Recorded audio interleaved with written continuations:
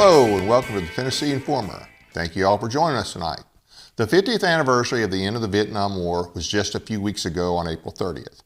Most veterans of that war served one 13-month tour. Some did a second tour, while only a few did a third tour. Our guest tonight, Sergeant First Class retired Art Gehard, served 4 tours of duty and received 4 Purple Hearts in the process.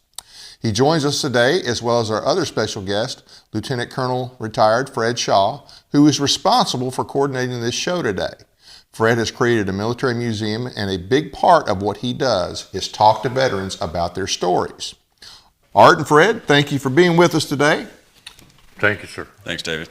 Been looking forward to this, and I think it's going to be a great show, and I really appreciate it. So, 27 years, 4 tours, or 3 in a whatever you want to call it. Yeah. Let's talk about when you first came in, where you're from and when you came in, and let's just go through whatever you are comfortable talking about. Well, I joined the Army in 1957 when I was 17 years old and wound up going to Europe. I'm from Ira, New York originally. That's a town up near Lake Placid, New York. They don't have alligators either. But they do have cold weather. A lot of cold weather, yeah. So you were ready for Germany when you got there then? Oh yeah, I got a photograph of my father and my grandfather on the day I was born on the roof, shoveling 4 feet of snow off the roof. Wow. So it gets cold up there. And I didn't mind the cold in Germany. It wasn't that bad. Right. So when you got to Germany, where did they send you first? The first place I went, I was in the infantry and I wound up going to 25th Signal Battalion. That wasn't a good fit. No, that was in Karlsruhe, Germany. And then they sent me up to attach me with the unit up to 8th Infantry in Mannheim. Oh, okay. And then Mannheim was a nice trip, though. That was nice. We wound up going to Berlin. Oh, okay. They put us on trucks and drove us to Berlin in August of 1961. There was something going on in 61, wasn't there? Yeah, they were building the Berlin Wall. Okay. And then I watched that wall go up. Oh, so you were some of those troops that stayed there during that whole time period? Yes, sir. We stayed there.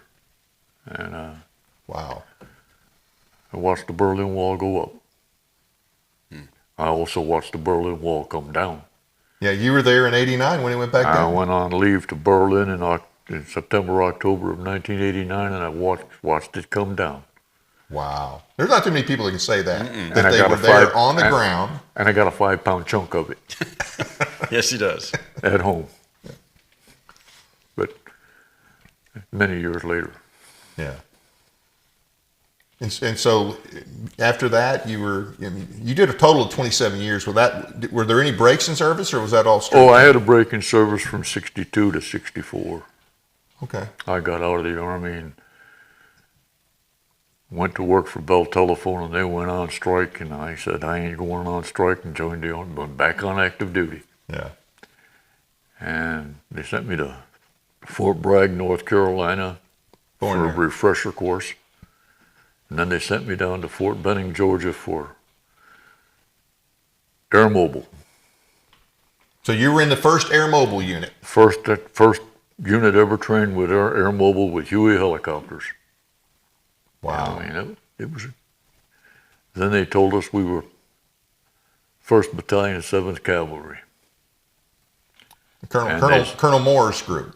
Yes, sir. And then they sent us to Southeast Asia, Vietnam. And that's whole nother story and trip. And well, let me ask you this before we get to that. How long was the training process before they said, okay, you guys are ready to deploy? About 6 months. 6 months. Still not a whole lot of time for something that new. Well, all it is learning how to get on and off the helicopter. From your perspective, yeah. Now, how did that fit in with the 11th Airborne Division that they were 11th Airborne Test Division? I don't know. Because I think that's where it first began, and then it moved over to Georgia and started becoming the 1st Cav as far as Air Mobile. Yeah, that's where they put the troops on the aircraft. Gotcha. And it was fun. We flying around all over Georgia and then flying into Alabama Yeah. and getting on and off helicopters. I imagine they practiced that quite a bit. Yeah, You probably well, got tired of doing that, didn't you? Yeah, it kind of got rough when the helicopter didn't go down onto the ground, and he's about 5 feet off the ground. You had to jump out, jump off and hit the ground. And they taught us how to spread out around the aircraft so we could protect the aircraft. Right. And I enjoyed it. It was fun. Yeah. And I understand he would have been the battalion commander. What rank were you at this time? At that time, I was a E4. E4. Okay. So I know you didn't have a whole lot of contact with the battalion commander, but what was he like from an E4's perspective at that time? Because that was Colonel Moore, right? Well, the battalion commander, Colonel Moore, cared about one thing: soldiers. Good. He was all for whatever the soldier needs, the soldier gets. He was a great commander. Oh. I had two great commanders. One of them was in combat. Both of them were in combat, actually. Who was the sergeant major with Hal Moore? Plumley. Plumley. That's okay. Sergeant Major Plumley. Mm-hmm. Was he the stereotypical sergeant major, or more so? More so. But my two commanders I had in combat that I have all the respect in the world for, and if they told me they had to go put the fires out down below, I'd be the first one down there at the gate with them. And that's Colonel Moore and Colonel Hackworth. Okay. So that was one of your other tours. Yes, sir. That was 9th Infantry. Right. Yeah. Like I said, we were talking before. I've read the book about face about Yeah. Colonel Hackworth. And you're in that book. I didn't know that, but you said you're actually mentioned in that book. Well, one of my statements is in the book. Okay. When Is it something you could say on? Oh yeah. When I told him I went to the battalion commander, we were at Fire Base Danger, and I had to go see the commander, and I said, "Sir, you got to do something about my company commander. He's in there in the bunker counting golf balls." Wow. He had snapped. Right. It was his third or fourth combat tour, and he was out of it. Wow. But his daddy was a lieutenant general. Not lieutenant. What's a 3-star general, sir? Lieutenant General. Lieutenant general. Yeah. And he didn't want to embarrass his daddy, so He stayed there. the company commander's name is not mentioned in the book. It's just that he relieved him Right. and medevaced him out. And my company commander after that was Captain Thomas, Trent Thomas, another awesome individual. Now I know we're not going to go heavy into the Drang Valley battle. That was the first, but that was the first battle that they used air mobile in, correct? Yes, it was. Okay. And matter of fact, we're talking. There's a retired pilot that I know that lives close by. He was one of those pilots that came in. The picture there is probably an LZ X-ray. Okay, may very well be. It may well be. I'm not sure. So I have to tell a little bit about it. So Art was in the 3rd helicopter behind Hal Moore when they went into X-ray. And for any of you that's seen the movie, the platoon that's cut off, that was also Art's platoon. And what's kind of interesting, which makes it a small world, is when I was in Gainesville with a bunch of the Medal of Honor recipients, there was a guy named Joe Meem who received the Medal of Honor rescuing Art's platoon. And he was a captain at the time and cleared a couple of the bunkers and cleared a way for them to get in and find Art and the remaining guys and then bring them back into X-ray. So it's a small world, and I actually got to talk to Joe about it, and it was pretty intense talking to him about it, and it was a great experience. So they'll have to meet at some point. We've actually talked about that. I would very much like to meet him and thank him. So I won't go in any more. I'll leave that alone, but it was very intense. So after that was your first tour in Vietnam. Yes, sir. And then you just had your next tour was with General Hackworth's, or excuse me, Colonel Hackworth's. Yes, sir. 9th Infantry. 9th Infantry. Hardcore, 9th Infantry. You betcha. Yeah. Hardcore. Yeah. And like I said, if you... I was in alert company. Oh, wow. Yeah. And the Long Range Recon Company. Yeah. And we went places where, well, the President of the United States said over the radio that there were no combat troops in Cambodia. He was wrong. We were there. Well, I knew that we had. I didn't know. I just assumed that our SF guys, maybe some CIA. I didn't think about alerts unit being there, but yeah, that makes sense. Whole company. We went in on tango boats down the river, and we were in Cambodia. How long were you there? Unofficially. Unofficially, about 5 days. Yeah. Unofficially, we weren't in Cambodia. No. We were just cleaning up the trail. Just cleaning up the trail. Well, it needed to. It was dirty. Yeah. Got to leave a place better than you found it, right? You bet. Well, what they called it was search and destroy. Right. If you found any kind of weapon or any ammunition, destroy the whole village. So how close were you to the Ho Chi Minh Trail running there? Oh, we were up and down it. Oh, you were all up and down it. Okay. Up and down it, trying to find those people. And then same thing with the 23rd Infantry. I was with 5th Battalion, 46th Infantry then. That's the Americal Division, right? Americal Division, yeah. That's where I got kind of got blowed up a little bit. Yeah, you said you had 4 Purple Hearts. Do you care to? Any of them you're comfortable talking about, we'd like to hear. Well, I got shot in the leg, got shot in the arm, got blown up once, twice. The second time I got blown up was pretty bad. Yeah. And that was with 23rd Infantry. And I made the mistake of trying to do something stupid, trying to blow up a couple of bunkers. I didn't know there was a 500-pound high drag in there. Oh, wow. Rough way to find out, huh? Yeah, I threw a hand grenade in. But it went off, right? Yeah, so did that bomb. Oh, my goodness. But they medevaced me out and sent me to Japan. And when they opened me up, they found out I had malaria, 2 kinds of malaria at the same time. Good Lord. So they wouldn't let me go back into combat. Well, I'd say you'd done your time by that time. That was enough. Yeah, I agree. Yeah. Even though they tried to send you back for a 5th tour. Yeah, they tried the 5th time.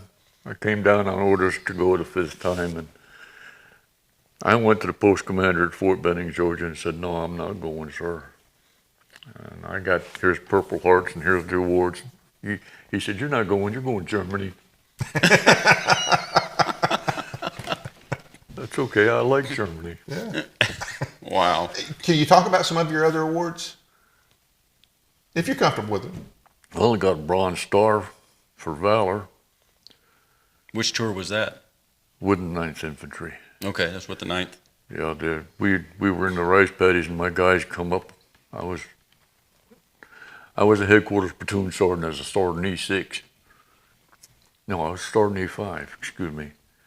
And some of my soldiers kind of got shot, and they were laying out in a rice paddy, and I went out there to get them, and I didn't know it, but the place was fully mined. Oh, wow. I didn't hit any, thank God. Yeah, wow. But I brought 2 of the guys back, and then the second Bronze Star for Valor, they were the 9th Infantry. They kind of made me angry because there was an L shape like that, and we were taking machine gun fire from the bunkers, Right. old French concrete bunkers. It was kind of scary. Called for direct fire, and they told us we were out of artillery range. They couldn't reach us. Oh, wow. So Lieutenant Zelenka, my FO, he called for TAC air. 2 F-4 Phantoms came in. The first one he dropped dropped and blew up a bunker. The second one came in, a little fella came out of the bunker and fired an RPG at the aircraft. Wow. The two guys in the aircraft ejected, and the aircraft got blown up. Oh, he actually hit it. He hit it. He blew that F-4 out of the air. Oh, wow. And they made me mad. So me and 3 or 4 other guys, we ran straight toward the bunkers. We throwing hand grenades in bunkers. So they gave me a Bronze Star. A couple of soldiers with me both got Silver Stars. Ugly but effective, huh? You betcha. And take care. You got to take care of the troops. You can't let the troops get hurt. That's right. Now, I don't know if I know we talked about this before, and hopefully I'm not. You said that both Hal Moore and Colonel Hackworth, I mean, they were all about taking care of the troops. Yes, sir. They sure were. Well, when I was in training with Colonel Moore, we were at Fort Benning, and we had a road march, and he relieved a lieutenant, one platoon leader, for treating his soldiers bad. He relieved him. I don't want you to kneel. Relieved him right there out in the woods, out in the field. Because he told the soldiers, you can't sit down, you can't take your boots off, you can't do this, you can't do that. You don't need that, you can do it when you get back. Evidently the colonel heard him and relieved him right then and there. On the spot. Take care of the soldiers. Wow. But, Colonel Moore was awesome. Colonel Hackworth was awesome. Colonel Hackworth come right out in the middle of... I'll never forget the day I met Colonel Hackworth. We were on a patrol around the division base camp. And we had taken some fire. Nobody got hurt or nothing. They were shooting at us at Dogtown, and I'm sitting down in a little ditch shooting back. A Loach comes in, light observation helicopter comes in and lands. And this guy gets out of the helicopter and walks toward us. I told him, I said, man, you better get down before you get shot. He said, do you know who you're talking to? And I said, no, and I don't care. Just get down before you get shot. He said, I'm your battalion commander. My name's Dave Hackworth. What's yours? I said, oh boy, I'm in trouble. I said, I'm in trouble. But that's how I met the colonel. Did he ever say anything to you about it? No, not a bit. I was in Saigon. We were in Saigon. On my second tour, we were in Saigon. I was young Sergeant E5, and I was on guard duty. And I meant to bring the picture, but I forgot it. But we were on guard duty in front of this building. I didn't know what it was. Next thing I know, here comes a Marine Corps 2-star general, another 2-star general, and a 4-star general, William C. Westmoreland. I said, hey, sir, can I take your picture? And he let me do it. I remember that one. And he let me do it. Wow. You weren't shy then, huh? No. No brains. Wow. That is pretty neat. I had some pretty good career. Actually had a great career. When I was in the hospital after my last tour in Vietnam, this one's something. I just come out of surgery, and I'm buck naked. All I got's a sheet from here down. And the nurse came in, she said, you have visitors. I said, what? I don't know anybody in Japan. She said, well, you've got visitors. They want to come in and say hello. I said, well, okay, why not? In walked Bob Hope, Dolores Hope, Phyllis Diller, Martha Ray, and 5 of the gold diggers from the Dean Martin show. Oh, wow. But the nicest thing about that was Martha Ray said, "What'd they do?" I said, "Well, I guess they cut me from here down." She said, "Let me see," and pulled the sheet down. So you flashed Martha Ray. Yep. But the greatest thing about that was they took pictures and sent Bob Holton had pictures taken, Right. sent them to my mom and dad. Yeah. And every year thereafter, my mom and dad got a Christmas card from Bob and Dolores Hope. Wow. You saw a lot of history just by that time. Oh yeah, sometimes. Wow. I had a wonderful career. Yeah. And I'll tell you something. Anybody needs to have a good job for the rest of their life and enjoy themselves. If you're 18 years old, join the Army or go in the military service and stick with it. Because, hey, it's a good career. You get taught a lot of good stuff. And when you retire, you get a retirement check, and you turn 60, you can get out of the Army, get a job, and retire again, 2 jobs. Right. You get 2 retirement checks, Social Security. You don't have to work for a living. And not everybody has to do 4 tours in Vietnam. Oh, good God, and get no. blown up. No, you don't need to do that. But So you retired in 1990. I think we got a picture of you getting an award. We'll pop it up here in a second. This is yeah, I retired on the 1st of May, 1990.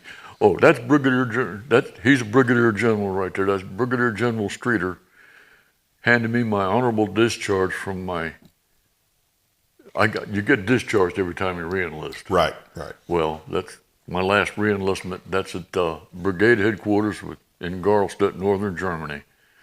That's General Streeter. The last time I saw General Streeter, I saw him on television escorting the former president down the Capitol steps on Inauguration Day. Oh wow.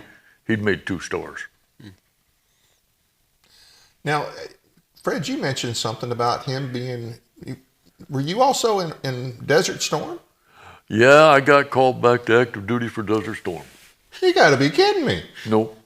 They called you back. They called 35 of us back. Wow. They called us back for Desert Storm, and I went over there to Kuwait. We went in and out. We didn't do nothing. We didn't shoot nobody, nothing. We didn't have no. But they called us back because we were good NCOs. Yeah. They needed good combat veterans. Right. And I remember early on in Iraq, I ran in, matter of fact, second tour, I ran into a guy who had come back in, and he'd been a tunnel rat during Vietnam. And then there was this other guy in OIF-1, he came back in, actually, that may have been OIF, the second OIF as well. He'd been a pilot. And I mean, he was my age then. Mm-hmm. So. But I'd do it again tomorrow if they'd let me. If they needed me, I'm only 85. I'm still a young fella. That's young. Yeah. I'm still a young fella. Yeah, Well, but you could probably outdo some of them. But you didn't stay very long in Desert Storm. No, just about 3 months, and that was it. But you didn't leave.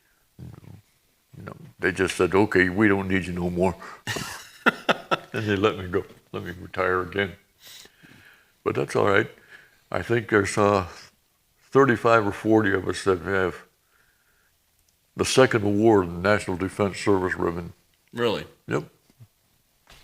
Wow. Now, Fred, you were telling me about, I guess Davies? you met a very high-profile politician at a PX somewhere who wasn't supposed to be there? Yeah, but I don't really think I should be talking about that too much. Oh, okay. All right, that's fine. I threw this high-profile politician out of the base exchange at Dover Air Force Base because he was trying to buy liquor and tobacco without an ID card, and I told him he had to leave.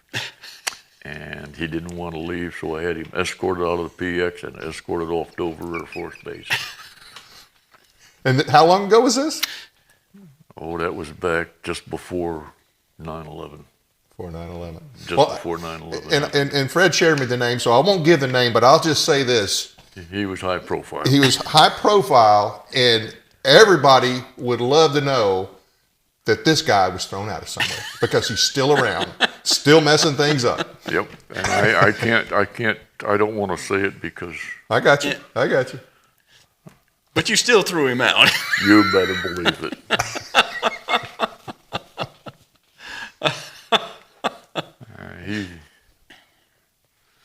He wasn't happy, was he? He was not happy when he got escorted off the boat, out of the base. But that's all right. Made me happy. You know, you made a point. Hey, rules are rules. Nobody's above the law, right? That's right. That's right. You can't buy alcohol and tobacco if you don't have a military ID card, and that's all there is to it.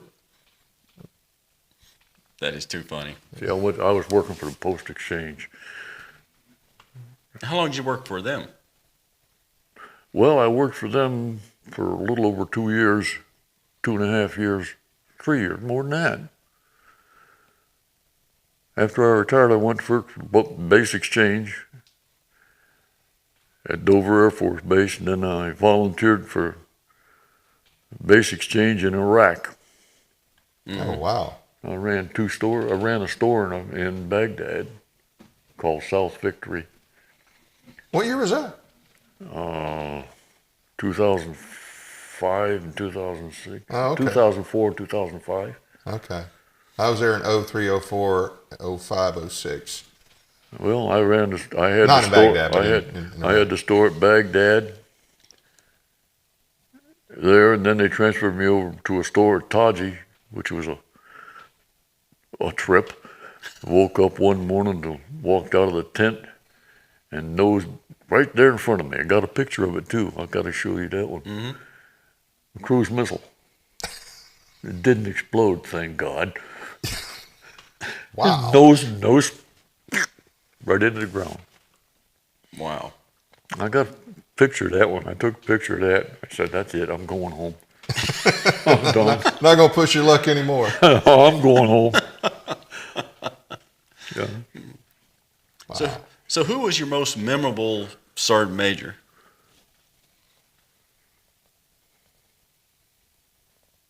Plumley. Plumley? Command Sergeant Major Plumley. He was a good sergeant major. Mm-hmm. He knew what he was doing, and I believe during World War II. He'd been with the 82nd Airborne, I believe. I thought he was in World War II. Yeah. And he went up from the private all the way up through, like Colonel Hackworth now. Colonel Hackworth Started out enlisted. He started out as a private. Yep. He tried to go in World War II, but he was too young. They caught on They him wouldn't let him. and wouldn't let him go. They wouldn't let him. But the best, I hate to say this, I know you're retired Lieutenant Colonel. Go ahead. But I always found my best platoon leaders were those that had been through ROTC or been privates. Well, thank you. I'm ROTC, so I appreciate that, Mr. Art. I had an incident in Germany. My company commander called us platoon sergeants. I was a platoon sergeant. He called the platoon sergeants down. He said, we got 3 new lieutenants. I want you to take your pick. This was in Garlstedt, northern Germany. And I looked at one lieutenant. I said, sir, where'd you get your bars? West Point. Sir, where'd you get yours? Oh, I got mine at West Point. I said, where'd you get yours? I got mine at Syracuse University, ROTC. I said, you're my platoon leader. In front of all of them? Yep. Wow. They asked me why. I said, because he knows what it's like to be a private. Mm. That lieutenant's name was Lieutenant Watt. Outstanding platoon leader. Okay, now that's the first time I've ever heard a company commander telling a platoon sergeant to pick your lieutenants. Well, they do tell you to train them. They do expect you to train them. Yeah, but not ever pick them. Yeah. Lieutenant Watt followed me around like a puppy dog. Wow. Was he afraid to do anything without talking to you first? Pretty much. He asked me when we were done, he says, "What do I do now?" I says, "Lieutenant, that's your desk right there." He said, "What do I do?" I said, "Sit behind your desk and don't do nothing." "Well, I want to look at platoon." I said, "Platoon doesn't belong to you. Platoon's mine. We're in garrison. The platoon belongs to me. We go out the gate. I'll get out of your way. It's all yours." Wow. And that's the way it's supposed to be. Mm-hmm. And he did okay. Yes, sir. He sure did. I watched him make major at Fort Benning. Now that's neat. He's an awesome individual. Do you keep up with anybody you served with? I can't find him. Can't find him. Can't find him. No. I got somebody else that I'm quite proud of. My stepson spent 9.5 years in the Marine Corps. Yeah. They made him a Marine Corps recruiter. He didn't like it. He got out of the Marine Corps, went to Syracuse University. ROTC, he retired from the Army as a major. 25 years later. I'm proud of him. Should be. My son served in Desert Storm. He was in and around all those burn pits, and it took his life. He died of cancer from them burn pits. So, if any of these guys that are out there suffering, don't need to suffer. Go see the VA. They'll take care of you. Believe me, they'll take care of you. I tell him that all the time. You're right. And, you earn the benefits, go get them. 4 tours, have you had any complications, if you don't mind, complications from Agent Orange? Yes, I have a pacemaker, type 2 diabetes. Well, the pacemaker is because of stomach heart from Agent Orange. And type 2 diabetes, too many things go bang, I got hearing aids. Yeah. Yeah, the VA took care of that. The Veterans Administration jumped right in there on that. There's a lot of things that this new PAC Act that they've got, the VA's got. Right. That is doing a lot of good for a lot of people. Good. And you got people that, I have a next door neighbor, was in the Navy during Vietnam. And he put boots on the ground in Saigon. And that automatically got Agent Orange. If you put boots on the ground in Southeast Asia and Vietnam, you're subject to Agent Orange, period. Or certain ships that transported the Agent Orange. Right. That's how it got there. And I believe everybody that's ever been in the military, even if it's only for 4 years, and you were in combat, or you were in Vietnam, or you were anywhere around those chemicals, go talk to the Veterans Administration. They'll help you. And if you can't get somebody in the VA, go talk to the people in the American Legion, or the Veterans of Foreign Wars, Right. or the disabled American veterans. They will bend over backwards to help you, especially the American Legion. Yeah. There are some good organizations around here, You bet. The local American Legion, VFW. I know a guy there that, man, he's all over it. If you call him about an issue, he's all over it. But So I have to tell on Art. Okay. So we started a visitation program in Dover at Right. Dover Care. We have 6 veterans in there. Yeah. And every time we have a visitation, Art's there to visit with those guys. And it is. I mean, it's giving back, and it is a real honor to be able to talk to those guys. And Art's there all the time to talk to them. well, one of them's a World War II veteran. Wow. I didn't know we had any left in the county. Yeah. Yep, National Guard in the 40s, Brad Wallace. Wow. He's 93, I think. 93 years old. And he's just as sharp as a tack. He is funny. Oh, yeah, he is funny. he's sharp as a tack, though. Yeah. But it's a great program, and like I said, Art's there all the time doing it, and like I said, you get something back. It makes me feel better. Yeah, that's what I was going to say. You get something back. It makes me feel good. Yeah. You know, especially when they say, we appreciate you coming because that means we're not forgotten and our service is not forgotten. Right. And it's great. And like I said, Art's there all the time. When do you do it? Once a month? We do it twice a month. Twice a month. We'll do the next one on the 22nd at 13:30. And then Billy Clark, who's our program manager for it, he'll meet with Cindy and the people there and set up a couple of days every month.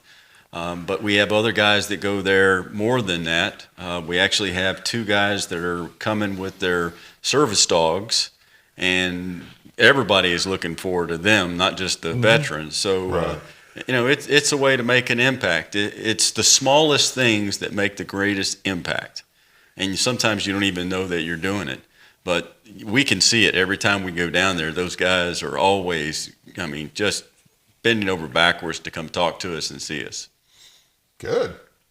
So and you, like you said, you get a lot out of it as well. So yes, sir, sure do. You bet. One of the guys in there collects baseball cards. Yeah. And I think Billy brought him some baseball cards one day, and I'll tell you what, you never saw a man smile so much in your life. Yeah. Oh, you missed it. So we went last week, and we took Brad a harmonica. Really? Because he had lost his. Oh. And he's playing up and down the hall. It was hilarious. I'm sorry I missed it because, well, you know why I did. Yep. But he'll have it this 22nd. He'll have it, and yeah. So these are Vietnam veterans or World War II veterans, World War Korea II, veterans? Vietnam, Korea. And some of them are Desert Storm as well. We've got one in there. But yeah, it's humbling. It really is. Let's talk a little bit, because like I said, he had a lot to do with getting you on here, and I'm going to tell the story how that happened. I came by his on-site museum there by his house or his shop, and we were talking, and I've had him on a couple of times, and we've shared some other veteran stories, but you're the first veteran to actually come on. Some of them just weren't comfortable coming on for whatever reason, and he would tell the stories, and I said, I asked him if he had any other, I don't remember. I really don't even remember how it came about, but I think I asked you the question if you had anybody, because there's the one veteran that you told his story on here, and he's just like he doesn't really want to talk anymore because of what happened. But I said, if you got anybody else that would be interested in coming on, and that's a standing offer. We will work it. If you have other veterans that want to come on and tell their story, whatever they want to talk about. If they don't want to talk about it, we don't have to talk about it, but just whatever they're comfortable talking about. I think it's a great idea. Once again, it's sharing their stories with the public and, with the youth of America. Because if we don't educate them on what people like Art has done, then they'll never know. And I think that's a loss for us and a loss for them. Absolutely. And you've got a unique story. You were there in 1961 when the Berlin Wall went up. You were there in 1989 to see it go down. You were in 4 tours in Vietnam, and then you were in the first Air Mobile unit and took part in the first major battle of the Vietnam War. And I'm assuming that was the first. Was that the actual first battle that Air Mobile had been used? Do you know? As far as I know, yes. Okay. And so you served under a lot of famous people, Colonel Moore and Colonel Hackworth. Yeah, you've lived a life, buddy. I've met a lot of good people. Yeah, and a lot of people that scared me half to death. Well, there's actually only 2 people that scared me half to death. Okay. When I was working at my PX in Baghdad, we ate lunch in Saddam Hussein's old palace. Right.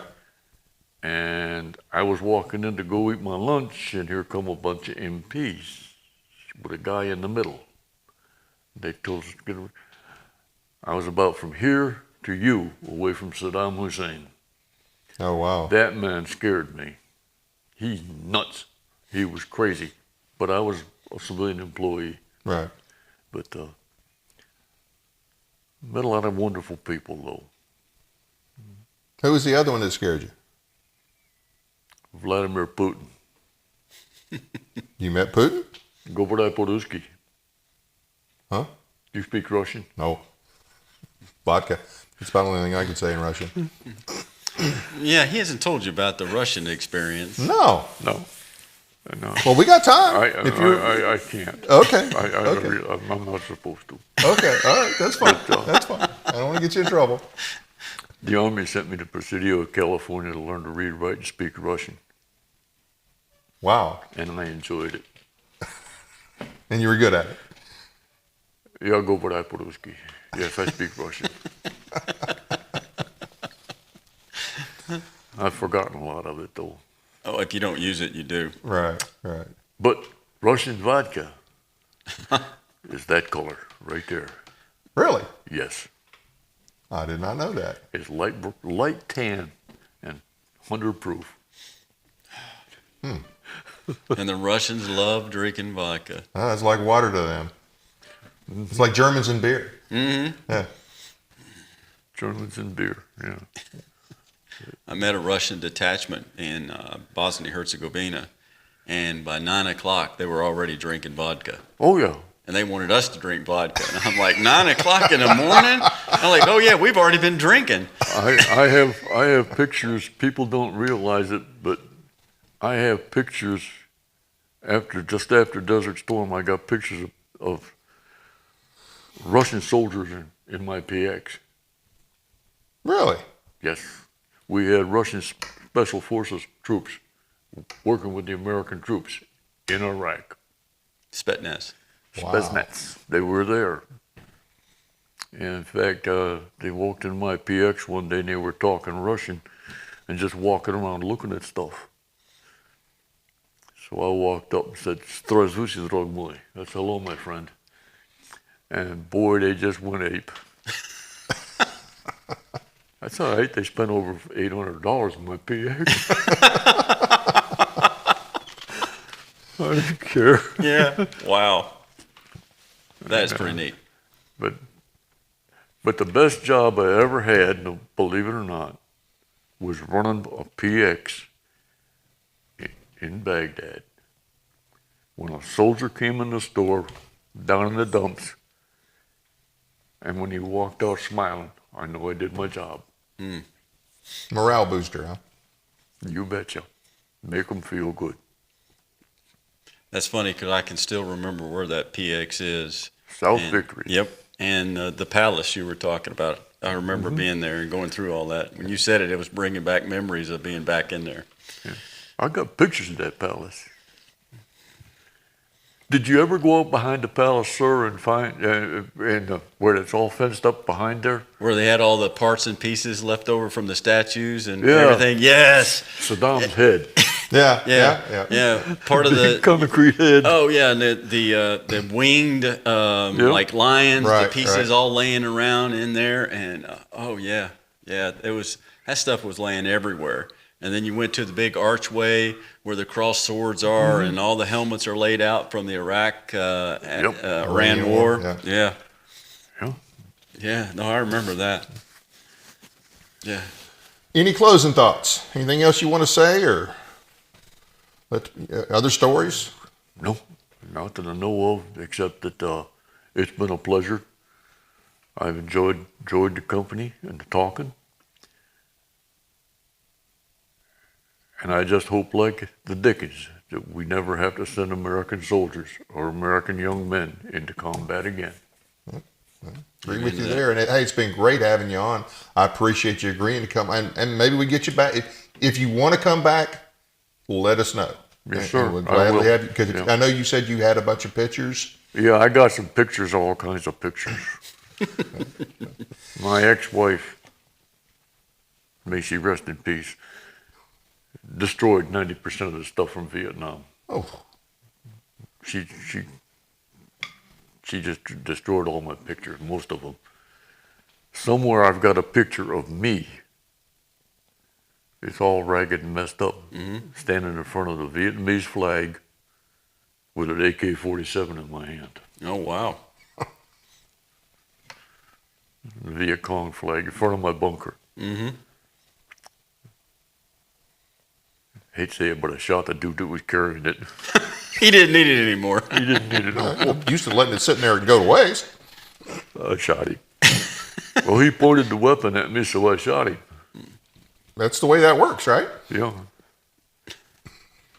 And I'll tell you some other people that need to get more support. And that's your police forces, the police, and your first responders. They need all the support they can get. Definitely. Because they got a hard job. Oh, yeah. Well, hey, I do appreciate you coming on. I've enjoyed it. And I appreciate it and hope to do it again. Fred, because you do have this organization, I want you to just give a quick plug on that and let anybody know about anything coming up that you might have that they might be interested in. Sure. So it's the Museum of Military Culture. You can find it on Facebook, and we post pictures there. We try to collect veteran stories whenever we can, for example, like Art's. We make sure that we get equipment and we save it for history so it's not lost. For example, Art's helmet and radio that are here on the table. Go ahead. Continue on, but when you finish, I want to say something about this radio. So, I mean, those are the kind of things that we try to do, and we just opened up a display case at the Stewart County Visitor Center where we're starting to display military items. Right now, we're turn of the century. We've got Zulu Wars, the Spanish-American War, and the first part of the First World War, and then we're going to rotate those out, and I'll probably do, probably at the end of May, 1st of June, I'll do a complete setup for just World War I because there's so much things there to cover and put up.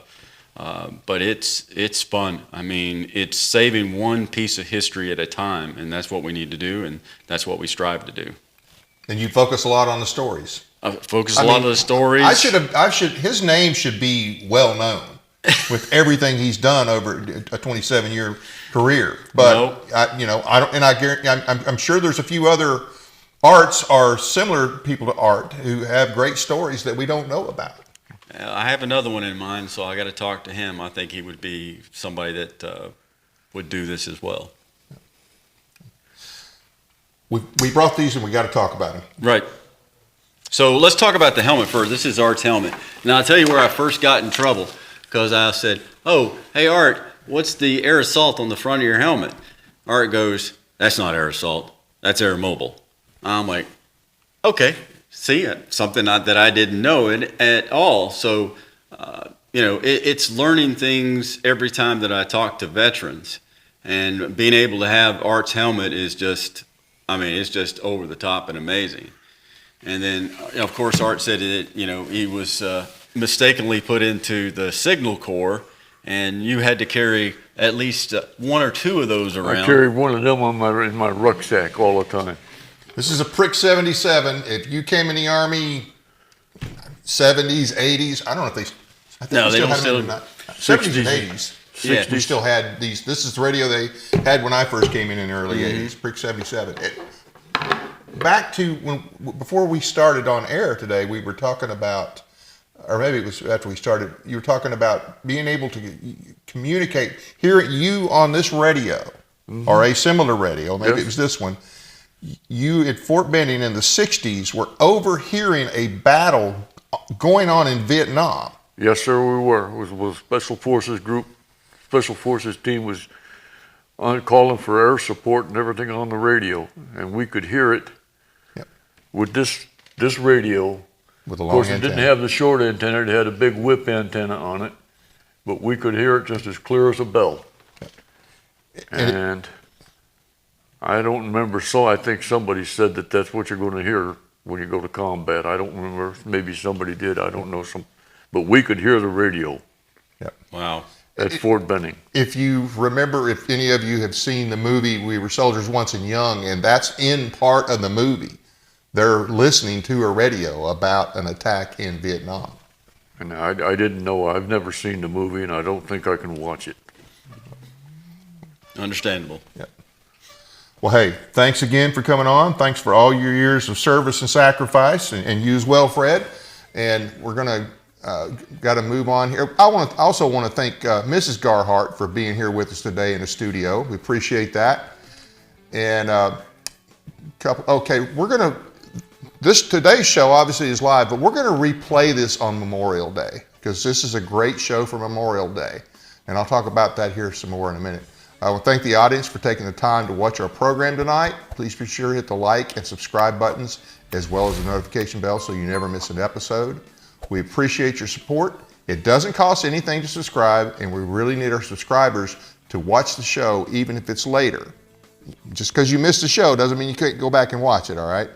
It helps our numbers and it will help keep us on the air. 60% of our viewers have not subscribed yet. We have over 570 subscribers, and if they watch just 10 to 15 minutes of each show, our numbers would explode. Currently, Nashville has the highest numbers of listeners, but we also have listeners in New York, LA, Chicago, and we've got a few overseas listeners, believe it or not. So please subscribe and listen.